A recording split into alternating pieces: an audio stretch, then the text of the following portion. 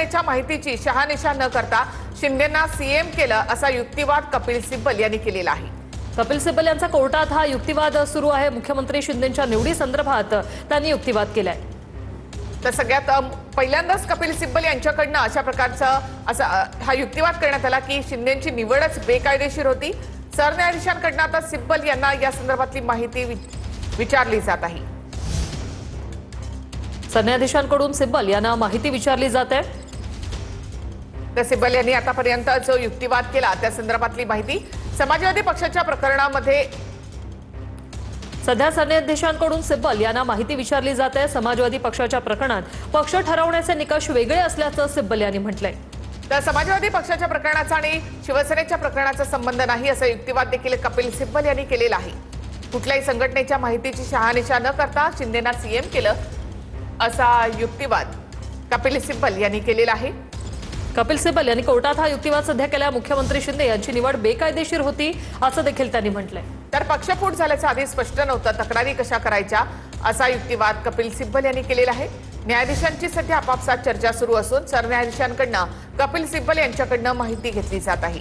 कुठल्याही संघटनेच्या माहितीची शहानिशा न करता शिंदेंना मुख्यमंत्री केलं असं देखील त्यांनी म्हटलंय। कपिल सिब्बल यांचा कोर्टात हा युक्तिवाद सुरू आहे। न्यायाधीशांनी आपापसात चर्चा केली। सरन्यायाधीशांकडून कपिल सिब्बल यांना सध्या माहिती विचारली जाते।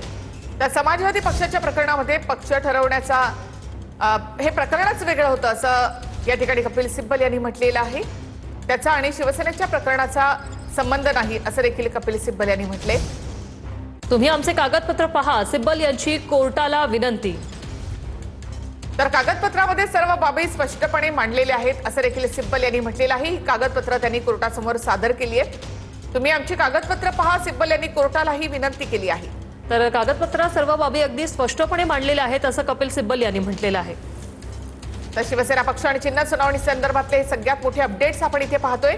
कागदपत्रामध्ये सर्व बाबी स्पष्टपणे मांडलेल्या आहेत असं सिब्बल यांनी म्हटलेलं आहे। तुम्ही आमची कागदपत्र पहा, सिब्बल यांनी कोर्टाला ही विनंती केली आहे। कागदपत्रामध्ये सर्व बाबी स्पष्टपणे मांडलेल्या आहेत असं देखील सिब्बल यांनी म्हटलंय। तर तुम्ही आमची कागदपत्र पहा अशी कोर्टाला विनंती सिब्बल यांनी केलेली आहे।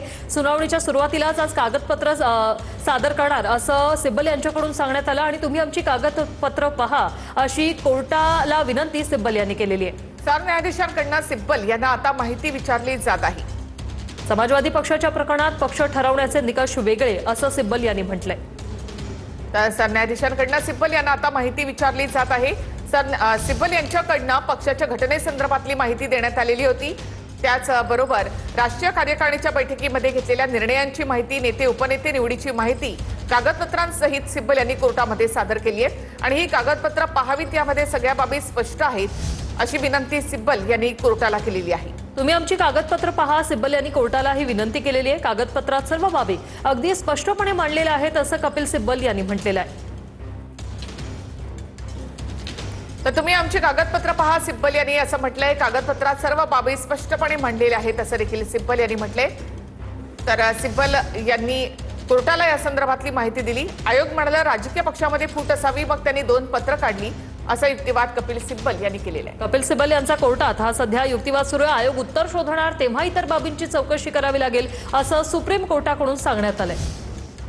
तर पक्षफूट झाल्याचं आधी स्पष्ट नव्हतं, तक्रारी कशा करणार असा सवाल त्यानंतर सिब्बल यांनी केलेला आहे। न्यायाधीशांची सध्या आपापसात चर्चा सुरू आहे।